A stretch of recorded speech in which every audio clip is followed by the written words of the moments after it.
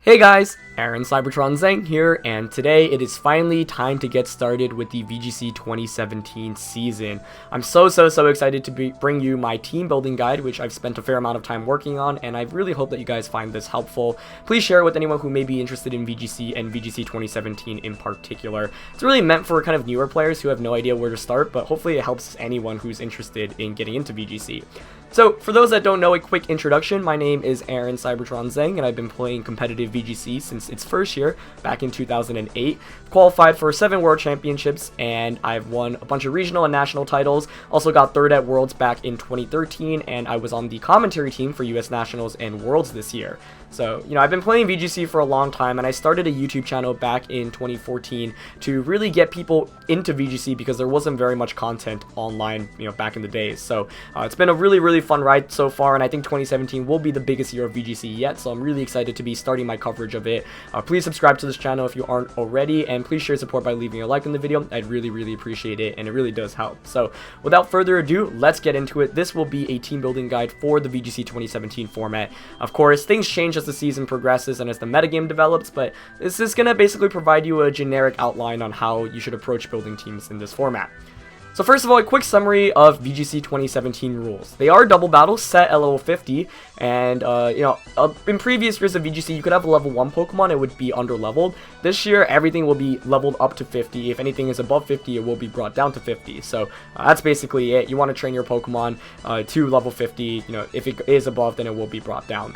Like always, you bring 6 Pokemon and you choose 4 in Team Preview. Alolan Pokedex only, so you may only use Pokemon that are from the Alola Pokedex, and if you don't know what Pokemon are in the Alola Pokedex, I will link in the description below Cerebeast Pokedex that has everything. Your Pokemon must be caught or bred in Sun and Moon, so even if you've got really cool Pokemon you wanted to use from X and Y or Oris, unfortunately you cannot use them. You can, however, bring them over to Sun and Moon and breed them, but as of right now, they must be caught or bred in Sun and Moon, and that will be the case for the season. Z Crystals will be allowed, but Mega Stones will be banned, and that's a big deal because Megas have been allowed in VGC for the last 3 seasons, so we are finally playing a format once again without Mega Evolutions, and that will be pretty interesting because Z Crystals kind of add a whole new dynamic to the game. The timer will be changing a little bit, so we'll be playing with a 10-minute chess clock now, as opposed to the previous timer, which kind of was based off you and your opponent. Now, basically, however much time you spend doesn't affect however much time your opponent spends. So, let's say you're taking extra long each turn and your opponent makes their moves really quickly. Well, if your time runs out before your opponent's time runs out, then you'll lose the game, so you'll want to be sure to keep that in mind. Ultra Beasts and Tapus are allowed, and there are no restrictions on these, and that's basically from BattleSpot. TPCI actually hasn't released the official rules document, but we know the rules are going to basically mirror what's on the BattleSpot right now for the World Championship rule set, and all the Ultra Beasts and Tapus are allowed, so that's basically confirmed. Certain legendaries, such as Kyogre, Xerneas, Solgaleo, Celebi, etc., will be banned. This is pretty much the same, like these are the super strong covered legendaries, or the legendaries that are kind of event-based only. And certain egg moves will be illegal until the release of Pokebank, and that's, is in January. And if you're curious on that, I'll link a really helpful paste bin that includes everything which will be banned. So that's basically a quick summary of the 2017 rule set. It's a little bit different from previous years because of the Megas banned, and because of the new timer, and all the new Pokemon, of course, that are introduced from Alola. So, I also want to give you guys some resources for team building, because I think that team building is a very kind of individual or kind of, partner-based process. Even though this is a generic guide, I think it's really useful to have all these links because it'll be able to give you all the resources you need to basically start team building. And a lot of these, I think, are kind of under-discovered links or people might not know about, so I really want to point them all in your way. The first one is the Sun and Moon Team Planner, which allows you to just basically add Pokemon to a party, and it shows you all the type weaknesses of your team. So that's pretty good in constructing a team because you'll figure out, okay, well, I'm really weak to this one type, let me add something to cover that. The second one is the VGC 2017 Damage Calculator. This will be your best friend in terms of coming up with EV spreads throughout the season, and it'll be really helpful just in helping you figure out, even when you battle, how much damage do I think this move will do. So you definitely want to keep that in handy. Professor Shroomish, who is a VGC player, also made a VGC 2017 speed guide. Super helpful because he has, written basically all the different ways of speed control as well, and that's really important because speed control is one of the essentials of team building. The next one is a VGC 2017 speed tier list, which includes basically all the speed tiers, even with additional boosts from potential Pokemon, so that'll be helpful. Top player Blake Hopper has made a VGC 2017 spreadsheet. That spreadsheet basically contains the typing and base stats of all Pokemon. It also has tabs organized on different base stats, and also Blake has kindly organized basically top moves, top abilities that you may want to use and categorize them by Pokemon. So that is also in one of the sheets in his spreadsheet. So super helpful. 3 websites I want to direct you guys towards are Saffron City Post, Trainer Tower, and Nugget Breach. These are all invaluable resources that have articles and basically contain a ton of information. The first 2 has a lot of VGC 2017 content already. Nugget Bridge is one of the older sites, but I still recommend Nugget Bridge because there's a lot of good and valuable, old team reports that you may use when constructing your teams. If you're looking for YouTube channels, I think I would recommend Wolfie Glick, who is our current world champion, and Hibiki for sure. A couple of other players such as James Beck, Jamie Boyd, Jamie King, Baz Anderson as well, all deserve a shout out, and I'll link all of those in the description below. These are basically some of the best players in the world, and they've been working hard on VGC 2017 content. And best way to learn is to watch as many people as possible, and these are all really great players. Finally, I would recommend Pokemon Showdown just for practice and the replay function.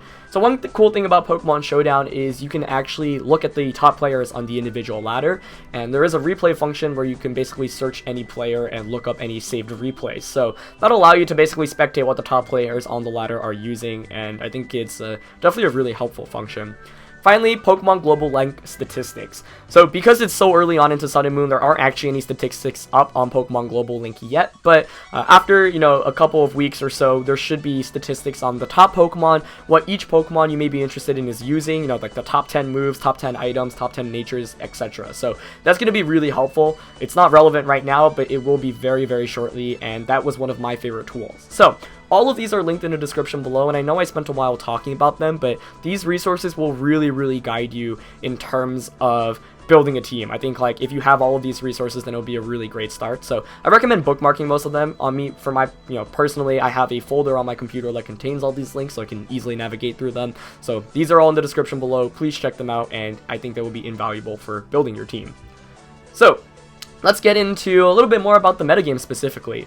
So, obviously Sun and Moon has only been out for a little bit, and it's already been implemented on Showdown and Battle Spot, and I've made some early meta observations before we get into this video. This will definitely change as the season progresses, because early meta versus late meta is always so different for the most part, but just some generic information and to get, your mind going when building teams. First of all the Tapus are definitely really viable, but they're not necessary. It's not like, oh, I need to have one on my team or I'm gonna be at a significant disadvantage. Unlike previous VGC years where you really needed a Mega Evolution or really needed, 2 restricted legendaries like last year to stay in the game. This year, Tapus are really great, but you can easily build a team without them. Ultra Beasts are also super strong, but they need to be protected very heavily due to kind of their obscure base stat distribution. I think Celestia is the only one maybe that's really well rounded, but for the most part, a lot of the other ones, even though it's really good in 1 or 2 stats, it's really frail. So they're Pokemon that can either make a huge impact on the game or have no impact whatsoever. So some people are a little bit worried that Ultra Beasts are going to centralize the metagame, and even though I think a couple of them are really good, I don't think they're going to be nearly as powerful as, say, restricted legendaries from last year or Mega Evolution. So Tapus and Ultra Beasts, you'll definitely see on top of the meta even at the late game, but I don't think they're, basically as centralizing or as strong as previous years. Trick Room is definitely the most common means of speed control I've seen thus far. Unlike other years where Icy Wind was a move tutor, you're not going to see that as much, and Thunder Wave did get nerfed. That's not to say that speed control other than Trick Room is going to be kind of removed, but I've definitely seen a lot of Trick Room, especially because a lot of the new Alolan Pokemon are super slow. I think so far from the games I've played, Weather is definitely a little bit underutilized, but I think there's a lot of potential behind it, especially Rain and Sun. I've been testing a couple of Rain and Sun teams. I think all 4 Weathers are viable this year, but especially Rain and Sun I'm looking at. As expected, many old VGC staples and Pokemon from previous generations are back on top, and I'll have a slide covering those in just a bit. And I think there are just a ton of viable strategies, especially with new Pokemon and Z moves. As 2014 World Champion Sejong Park put it, he said basically, I think if you want to do well in this VGC format, you're going to have to know everything, because there's so many potential strategies, so many new Pokemon, so many new Z moves and regular moves. So 2017, I really feel like it's going to be one of the most open metagames that we've played in the last couple of years, maybe even ever. And so that makes it a really exciting format, because it's going to be super diverse, it's going to be fun to watch, and I think that makes it pretty exciting to play as well. So let's actually get into team building. just to break it down, some fundamentals you'll want to know. Any good VGC team basically has all of the following. Balanced typing and coverage, meaning that you're not too weak to one type and you can cover any type. Has the ability to defeat any top Pokemon in strategy, and even though I wrote top Pokemon in strategy there, I should specify has the ability to beat anything.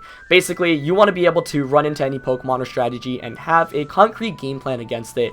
You don't want to have a team that's just, really, really weak to weather or really, really weak to Trick Room, because chances are you'll run into those strategies. So you really want to cover all your bases. Speed control is pretty much a must. Maybe a little bit less this year, but one of the observations I was making when I was analyzing, for example, like 2015 and 2016, pretty much every team had Trick Room, Thunder Wave, Icy Wind, Tailwind, or a means of speed control, and I suspect that for 2017 it will be the same. Maybe not every team will need it and it won't be as crucial, but speed control is always so important because, in my opinion, that's the most important stat. So obviously this kind of leads into the next point, which is that your team is multi-dimensional. You don't want to rely too hard on one strategy, and what I mean by that is you don't want to go all in on a Trick Room team in which, like, let's say your opponent denies you a Trick Room, then you're going to be in a lot of trouble. You don't want to go all in on a rain team or a sun team, because if you face opposing weather, then that can shut you down easily. So you really want to have really different ways to kind of play with your team in multiple modes, and that, kind of goes into the next point, which is that you utilize all your Pokemon well, and all 6 of them are basically significant to the team. You don't want to ever, have a team where it's like, oh, I use 5 all the time, and this last one is basically utterly useless. Sometimes, good teams, occasionally they are like that, but for the most part, you want to be able to say, okay, each Pokemon plays a significant role here. Maybe one I don't use very much and I use only in certain matchups, but you want to make sure all 6 Pokemon cover everything. And, shouldn't be a surprise, but you want a mix of special and physical attackers and offensive and defensive members. That kind of goes into the multi-dimensional part where it's like, okay, if you have too many of one type, too many of one, physical attacker, or, too many defensive members, then your team won't be able to do too much and it'll be relatively predictable. Pokemon is a game about predictions, and you really want to be able to catch your opponent off guard.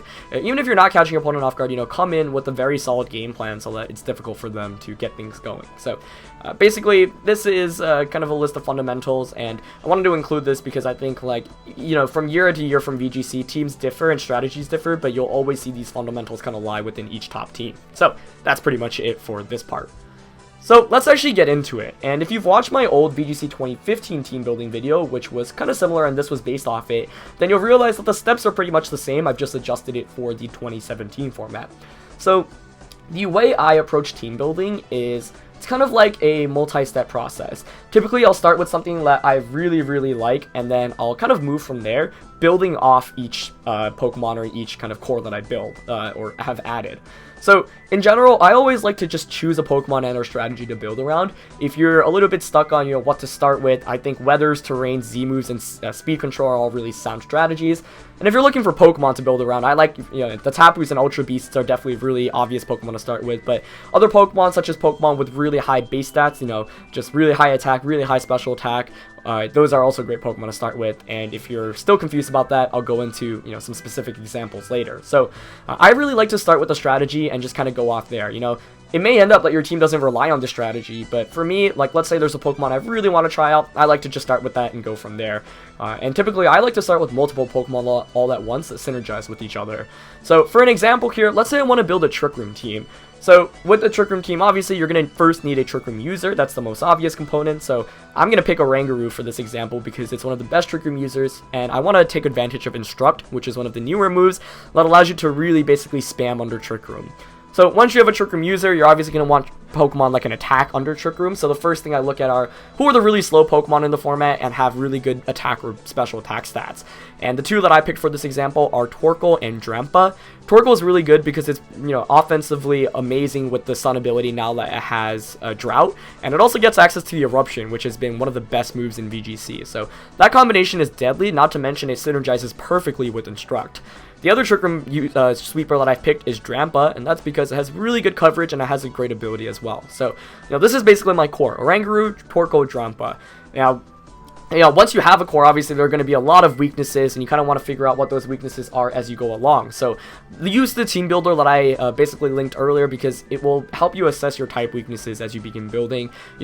as I've already constructed this core, I've realized, wow, I'm really weak to ground, for example, so I'll probably want something to cover that. So that's how I choose a core. I pick a Pokemon or two that I really want to use, and I just build around that, and I, intuitively, like, it's kind of easy to start building because naturally, you don't have as many weaknesses, and it's more open. So picking 2 or 3 Pokemon to begin with typically isn't too difficult.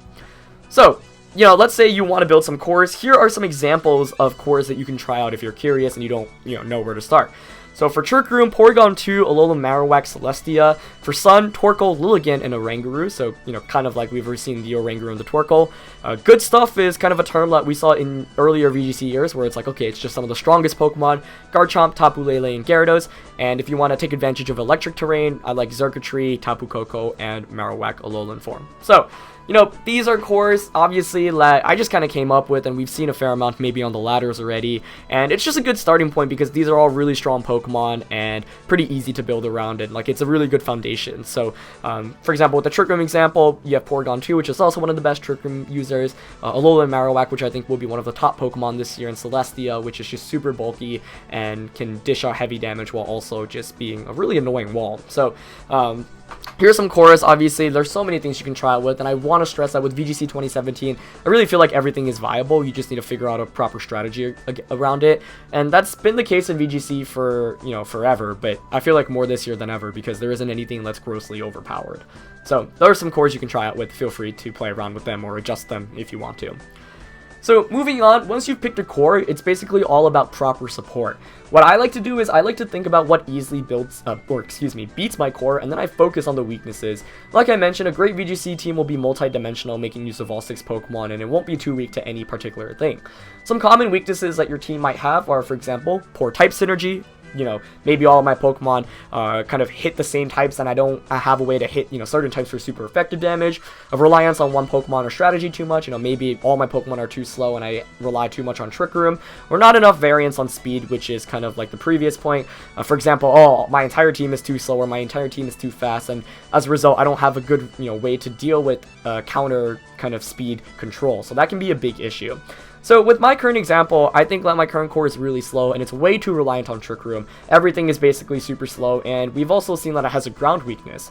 So one Pokemon that I came up with to add to this core is Salamence. Salamence gives Intimidate coverage, which is great because you get, Intimidate's always one of the best abilities, and there aren't that many viable Intimidate users in this format. It also weakens the Earthquake spam, which is definitely something we see every year in VGC, especially when Garchomp is on top of the format, and it hits really fast and hard. It's a base 100 Pokemon in terms of speed. That's significantly faster than anything else I've added so far. So with Salamence, now I've covered, a speed tier that I wasn't able to kind of beat before. In VGC, kind of, speed, like I mentioned, is really the most important stat, so I always look at, okay, do I have a way to just, hit this Pokemon before they can even attack? It doesn't have to be a one-shot, but if I can pressure them with damage, that's always a big deal. So Salamence helps out a lot in that regard. And the next step is really what I call the domino effect, which you guys may have remembered from previous videos that I've done. Basically, you don't want to add Pokemon randomly to your team. You always want to build off what you already have, and you always want to consider, okay, this is the core that I'm working with. I've added this new Pokemon to a core. Now what are its weaknesses? So it's kind of like repeating the same step over and over again, but, it gets a little bit trickier with each step because now you have certain restrictions as you go along. So I've mentioned this multiple times, but you always want to consider the following factors when adding new members. Typings of your attacking Pokemon, the physical versus special split, the overall speed of your team, and the generic bulk of your team. You never want to focus too much on just one of the two. You always want to split it evenly, or not evenly, but distribute it a little bit between both of them. So, for example, with my team right now, I have all special attackers, so that's kind of an issue, right? Because if I'm going up against something with a really, really good special defense stat, then it's going to be a little bit tricky to take care of things, because, most Pokemon in the format, the ones with absurdly high special defense stats have a relatively low defense stat, vice versa, the ones with the low defense stat have a high, or the ones with the low special defense stat have a high defense stat. So you want to be able to have a mix of special and physical because that will allow you to use Pokemon to deal with certain Pokemon. For example, the Tapu, or not the Tapus. Tapus are an okay example, I guess. Like, Tapu Lele, really, really good special defense, not as good physical defense. So, if right now I only have special attacker, so if I add a physical attacker, then I can have something that can maybe one-shot Tapu Lele or Pokemon like it. So, I want to add a physical type attacker. One Pokemon that jumped into mind was Tapu Bulu, which is physical and in the middle speed tier, and also covers my water weakness, because as of right now, you know, I am a little bit weak to water, and now I have a Pokemon that can potentially one-shot any water type Pokemon. So this is a nice Pokemon because not only does it add to my physical special split, it also covers a different speed tier now and adds and covers a bunch of new weaknesses that I originally had, especially the water one.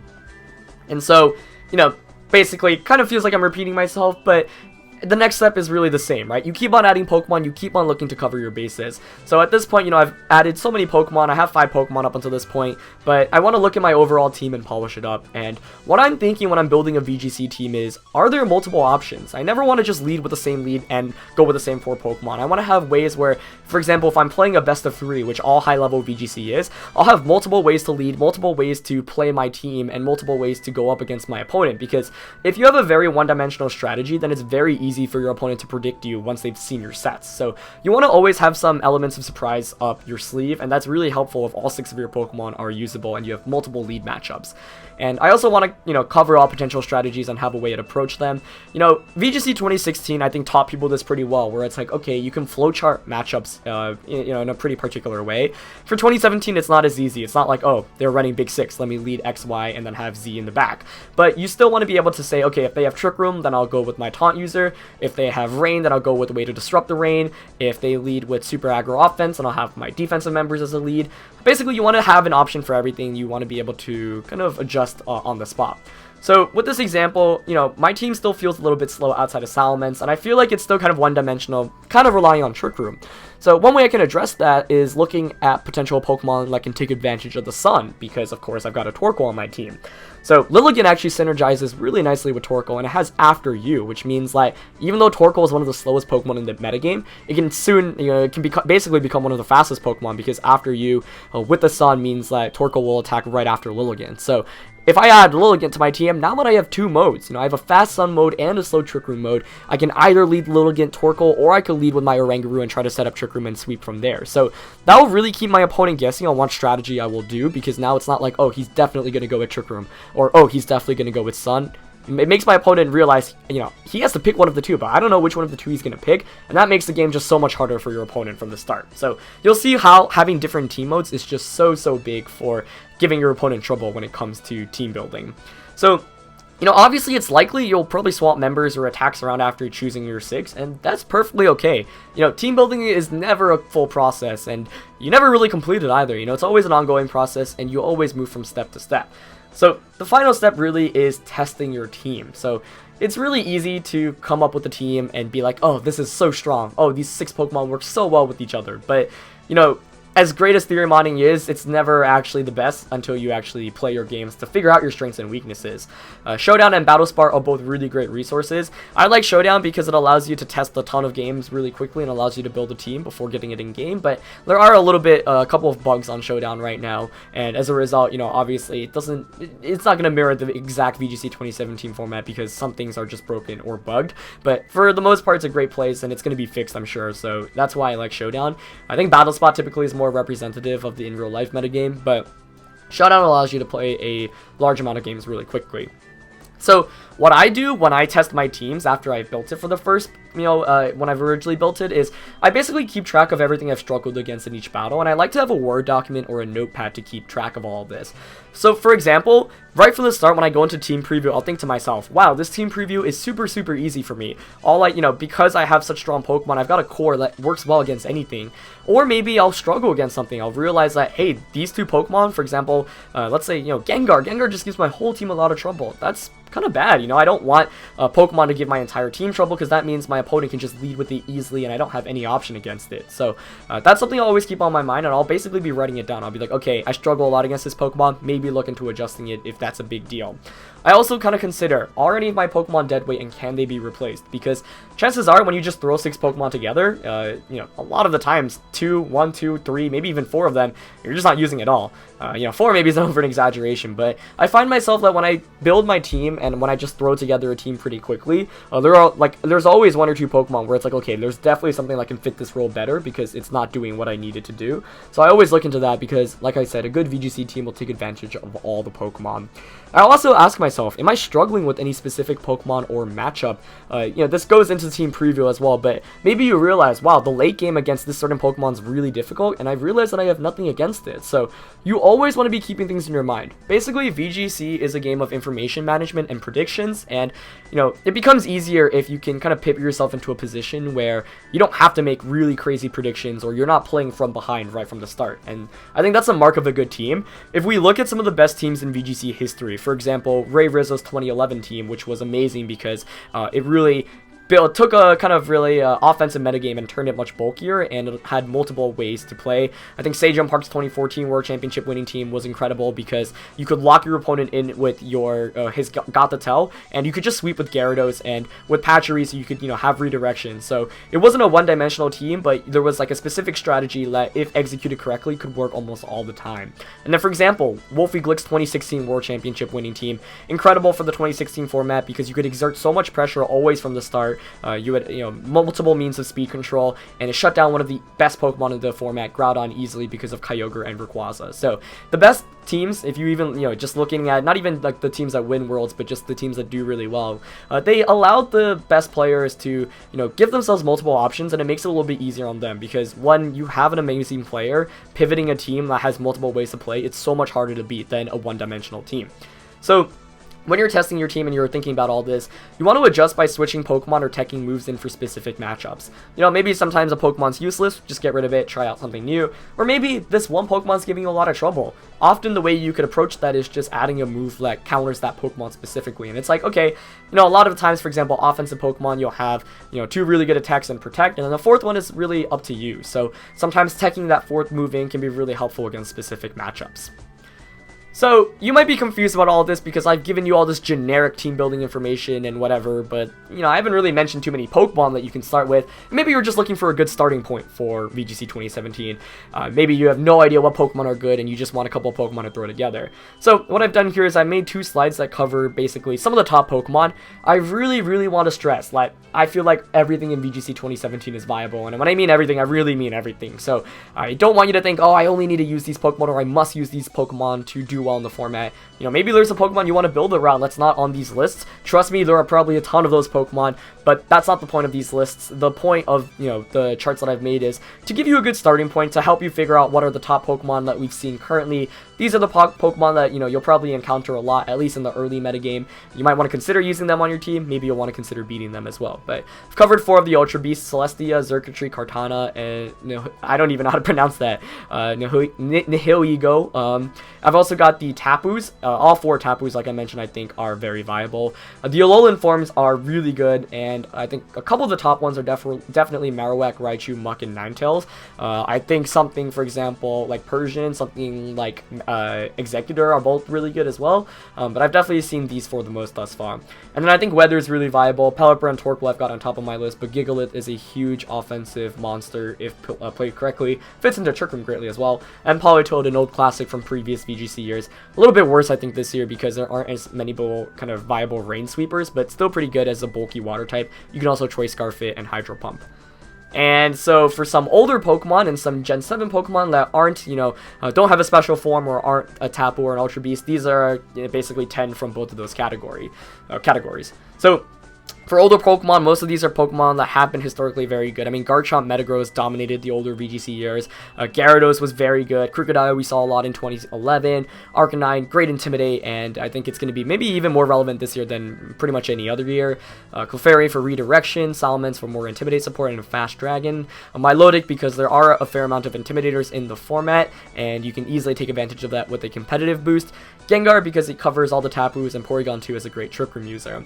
For Gen 7 Pokemon, I truly believe that, this is still very, very underexplored. I mean, we've only played VGC 2017 for a week or so, but there are a lot of good Pokemon. These are just 10 of the ones that I've seen that I think have made a significant impact already.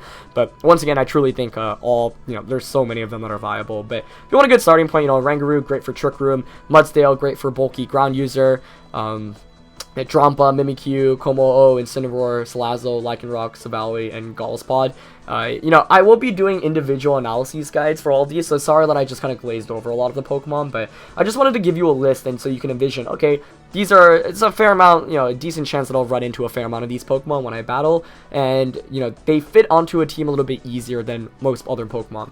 And I want to say, for Pokemon specifically, anything works, but it's all about the right team, right? And so there's a reason why we see every year in VGC certain Pokemon dominate over other Pokemon. It's because those Pokemon just are so strong and fit into any team. Whereas, for example, Sejong Park's Pachirisu, very few teams could have utilized Pachirisu in 2014. But Pachirisu was so good for that team in particular because it had a very specific role and it did what it needed to. So that's the case with VGC. Every Pokemon can work, you just need to find the right team, and the reason why this slide, these two slides cover some of the most common Pokemon is because these Pokemon basically fit in a little bit easier. So I wanted to give you a resource in case you had no idea where to start and were wondering what some of the top threats are. So I've talked a lot about generic team building, but I haven't covered the more specifics on, for example, building your sets and EV spreads and whatnot. So I mentioned 3ds.pokemon GL, which is basically the official global link site. That's soon going to have information on the common sets, and you can definitely use that as a resource. I mentioned Showdown replays earlier, but those are really helpful because they'll allow you to see what the top players are running. And I really recommend you just playing as many games as possible. I still don't know very much about this format as a whole, but I've played a fair amount of games since the format has been released on Showdown, and that's given me some sense of how each Pokemon are built, because before I started playing those games, I literally had no idea what all these new Pokemon were, whether they were even physical or special, how fast they were. The thing about VGC is you always want to have some sense of, when you look at a Pokemon, what is that Pokemon going to do? So by playing games, that can help you in terms of team building too. So, if you're completely new to Pokemon, if you're wondering about what nature your Pokemon wants, you typically look at the best stats and build off that. So, for example, speedy sweepers that are really fast and want to just get as much damage off as possible quickly, such as Garchomp, Tapu Lele, and Gengar, will typically go for a plus speed stat. Of course, you could go for defensive stats or, natures as well, but typically, plus speed is the one you see on those kind of attackers. For bulkier attackers, you see plus attack and plus special attack. A lot of these are Pokemon that typically utilize Trick Room or are bulky enough that can survive attacks and dish out huge damage in return. Some examples of those in this format: Tapu Bulu, Alolan Marowak, and Torkoal. And then for examples for bulky supporters, these are your Pokemon that are really, really bulky. They want to take as many attacks as possible and really help their teammates. These are Pokemon like Porygon 2, Oranguru, and Clefairy, who typically might have one offensive or two offensive attacks at most, but kind of rely on supporting the opponent, or the partner, and really making sure that the partner kind of sweeps through the game. And of course, your items should really match a Pokemon's role. So, for example, for a bulkier Pokemon like Oranguru, you want an item that helps it sustain longer, so Citrus Berry, for example, or even Mental Warp to stop taunts. For Pokemon that are speedy sweepers, such as Gengar, Tapu Lele, and Garchomp, items to consider are Z Crystals, Focus Sash, Choice Scarf, Choice Band, Choice Specs, Life Orb, etc. So, as you play more VGC, this will be very intuitive, and it's common sense for the most part. There's a certain list of items that pretty much, most teams will have at least 1, 2, 3, or 4 of them, but just play a lot of games and you'll be able to figure that out. So, EV spreads. I haven't really talked very much about that, and that's because it's very tricky to cover EV spreads in a team building guide in general. One resource I really want to direct you guys towards is the Achieving Perfection, Creating Specialized EV Spreads. It's a 2-part article created by an excellent player, and it is on Nugget Bridge. And basically, even though this is outdated, it's basically how you can approach building EV spreads that aren't your basic 4, 252, 252 EV spreads. As you look at, the top teams from the World Championships every year, there are many Pokemon that have very specific spreads that are a mix of bulk, attack, and speed. But, on that point too, there are also a lot of World Champion Pokemon that were just the 4, 252, 252 spreads. So, there's, so many different ways you can EV a Pokemon, and that's something, like, you're never gonna get the right EV spread at first for the most part. Like, you'll have something and then you'll realize, oh, I can adjust the speed, I'm wasting EVs here and there, I can move it to another stat. But in general, I always focus specifically on speed first because I think it's the most important stat. I want to make sure that I outspeed everything that I need to before considering anything else.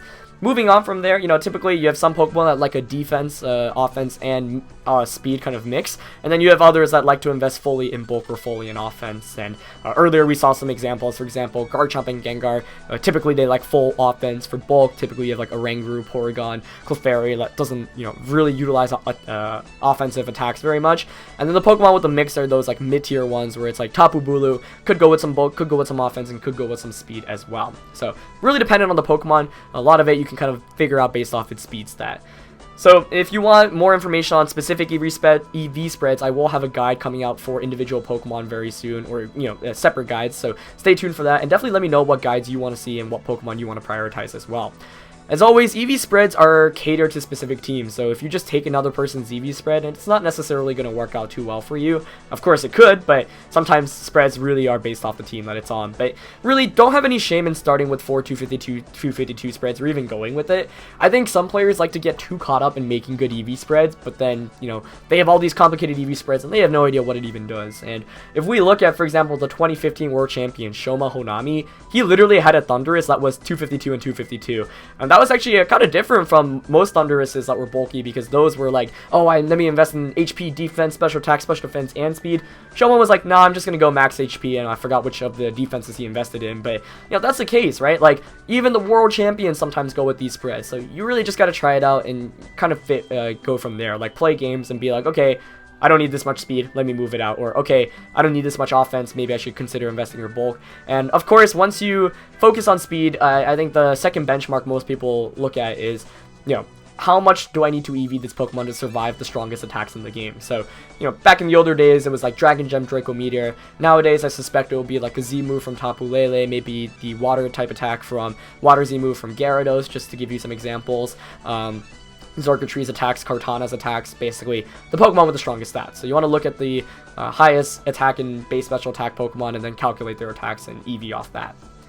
So a little bit generic, but I hope that provides some context for you guys. So when it comes to building a team, I always have these questions in the back of my mind.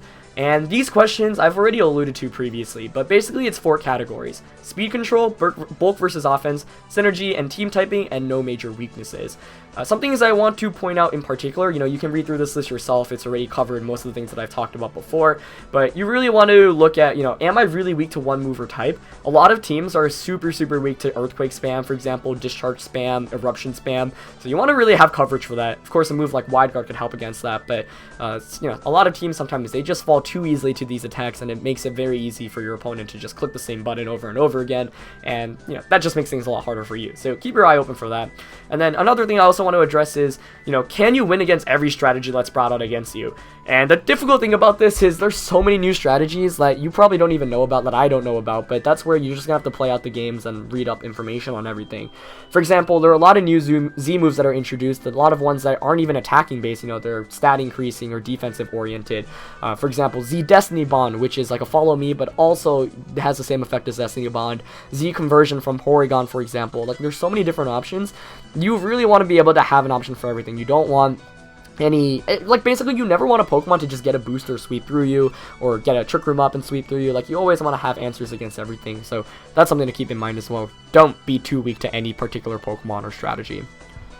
So, you might be wondering, okay, how do I prepare for everything? And it's a little bit tricky, because in 2017, it's not like 2016 where it's like, okay, these 6 legendaries you're always going to see, these 4 you might see, these 10 you're never going to see. In 2017, even though you'll see like the top Pokemon a fair amount, I think you might honestly run into everything at some point on Battle Spot or Showdown. So try to learn all the new Pokemon mechanics and Z moves if you can. That'll help for team building and battling, and the best way to do that is either just looking up the information or playing as many games as possible. Pay special attention obviously to all the Tapus, Ultra Beasts, and Pokemon with high stats, but everything should be given priority. And then some examples of what you should look out for in particular are weather teams, status conditions, especially Spore and Sleep in general. I think, Spore, there aren't that many Pokemon that can use it this year, but Smeargle is always something you need to be aware of. Sleep is always just a big deal. I think Paralysis and Burn, they were nerfed a little bit. Freeze, there's not much you can do to prevent it other than throwing a Lumberry or two, but that does help. For example, my brother, who won the 2013 World Championships back in Vancouver in the juniors division, he actually had a Lumberry on Conkeldurr. One of the main reasons was just for random status conditions, and he actually got frozen in the finals, but because he had his Lumberry, it kind of mitigated that. So it is nice sometimes to just have, for example, a Lumberry to deal with random status conditions that can happen. Speed control is always a big deal. I say particularly look out for Trick Room, Oranguru, Porygon 2, Mimikyu. Those are Pokemon that I think are going to be very good and are going to be common Trick Room users, but all the other speed control methods definitely keep out for as well. As I mentioned, spread moves, you really got to be careful of these, examples in this format: Eruption, Earthquake, Dazzling Gleam, and Discharge, because they can really get going on the right Pokemon. And, for example, Xurkitree Discharge, if he gets a Beast boost up, like, man, that's really scary. So look out for those. Wide Guard obviously helps out very much against those. Redirection and setup, there isn't as much redirection this year, but we still got stuff like Clefairy and Smeargle being relevant. And finally, I say the hacks factor, and you know, you can only be prepared so much for luck, but a lot of players think, well, Pokemon's all luck. There's no skill in this game whatsoever. Like, oh, I got unlucky. I couldn't have won that match. But chances are you could have addressed the way you lost in matches, either by playing better or maybe if you had a different, team composition or, specific move or whatnot. For example, if I'm getting paralyzed everywhere, maybe I could just taunted the, electric type Pokemon or whatever was using Thunder Wave. Or maybe I could have just had an Alolan Marowak or something with Lightning Rod to redirect Thunder Waves. If I'm getting flinched a lot, maybe I just needed a Pokemon that was faster than a Rock Slide user. If I'm getting crit a lot, maybe my opponent's just attacking before me and I'm not getting a chance to do anything. Of course, these are all maybes, and sometimes you really just have to respect the RNG because, sometimes RNG is RNG, and you have to acknowledge that, maybe occasionally there is a Pokemon game or two where you literally lost because you couldn't have played it any better. You played it perfectly and it literally just came down to a damage roll or a double protect or whatnot. But for the most part, you can still anticipate things a little bit, and with RNG, you can prepare to it to a certain point. So always look out for, if you're using a super slow team, for example, then you're going to be more vulnerable to flinches and paralysis because your opponent's going to be attacking before you. So just some stuff to consider. I think a lot of players fall into the mindset, oh, there's no way I could have won, but that's definitely not the case. So, finally, in conclusion, I have been talking for a very long time, and if you have stuck with me up until this point, I greatly, greatly appreciate it. So, in conclusion, even though this was a relatively generic video, I hope it helped. The overall main point was, when it comes to team building, you want to start with the core, and you want to build off each Pokemon off the core. And you want to basically test it repeatedly, and, add new Pokemon, add new strategies, until you're content with whatever you're working with. And then it's a case of, okay, just playing games and understanding the nuances of your team and each matchup. So, if there's anything I want you to take away from this video, please, first of all, just bookmark all the resources I mentioned earlier, because that will help you probably more than, I could really do. Just, it will guide you towards anything and everything that you will need. And if it's overwhelming, don't worry. Like, that's what this video and what my future videos are supposed to do. They're supposed to break down each Pokemon, each strategy that I can't. But those links will be greatly, greatly helpful. And I really think, it'll make your life a lot easier if you just have a folder with all of them bookmarked.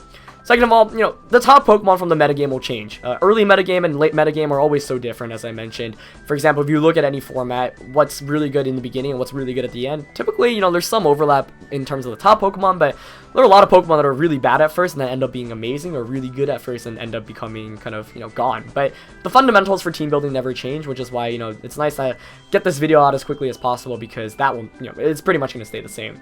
Team building is really important, right? Like, I think the best players also who win the major tournaments also typically have very, very good teams, but you need to learn how to battle as well. And don't worry about that. Road to Ranked is going to be coming out very soon. That's my Battle Spot series where I do double battles pretty much every day, and I walk you through my mindset of how I battle, so that's really important. It's going to be a big deal as well. Team building is really, really important. Don't get me wrong. Like, you're going to be an amazing player, but if you have a really bad team, you're just going to be limited. And if you have a really good team, for example, if you're using a world champion winning team, but you have no idea how to play it, then that's also a disadvantage. So that's why, you want to be a good player who can battle well and build teams well. Please, please, please don't feel discouraged if your team just isn't working out well at first. That's the whole point. I actually like it when my team is getting wrecked at first, because then I can, immediately point out its weaknesses and go from there. And, sometimes the team just doesn't work out well, and don't feel bad if you just scrap your team ideas altogether. Team building, honestly, is a very long process. No team is truly ever perfect, and it really never ends. Even when people win worlds, we see adjustments to the world-winning teams. Like Wolfglick, was trying out Klefki after he won the world championships because he wanted to try out a different mode. And I don't think there's ever a perfect team, but I think you can get so close to a point where you can be like, okay, I feel very confident with this team, and I can, play to the best of my abilities. And if I, play like the player I am, and I use the team well, then I'll be able to win the majority of my matches. That's how I see most top teams. There's very rarely a team that will be like, I will win 100% of my matches, because that's not how Pokemon works. And it's kind of the beauty of competitive Pokemon, honestly. So overall, your goal really should be to build a well-rounded team that gives you optimal matchups and fits your playstyle. And if you're looking for more resources, go check out everything I linked in the description below and in the beginning of the video. But also, my individual Pokemon analysis series will be starting very soon, and Road to Ranked will be starting out very soon as well. So guys, that is going to be it for this team building video. I really hope that you found it helpful. I'm sorry if I, rambled on for a lot or talked pretty fast, but there was just a lot of information to cover, and it's a little bit generic, right? I think that's the difficult thing, but I hope that it was relevant to VGC 2017 and you found it a little bit helpful. I think, if anything, maybe the core slide and the individual Pokemon slide will be the most helpful in helping you get started with this, but VGC 17, you know, everyone's new to it right now. Everyone's trying out new stuff. You know, you shouldn't pressure yourself to win a ton of games immediately or build a perfect team. Really start somewhere and go from there, and, you know, just understand the format, and then, you know, it'll be helpful because everyone's learning this new metagame and all the new mechanics and whatnot. So it's a very long process. Team building never fully ends, but I hope this will at least give you the start that you might need to begin your adventure in VGC 2017. So guys, that is going to conclude this video. Please share it with anyone who may be interested in VG17. Please leave a like on the video if you appreciate it. I would really appreciate it. And yeah, I will see you guys soon with more VGC 17 content. This is just the beginning of what's going to be an incredible season. Thank you for watching this video, and I'll see you guys next time. Alright, peace.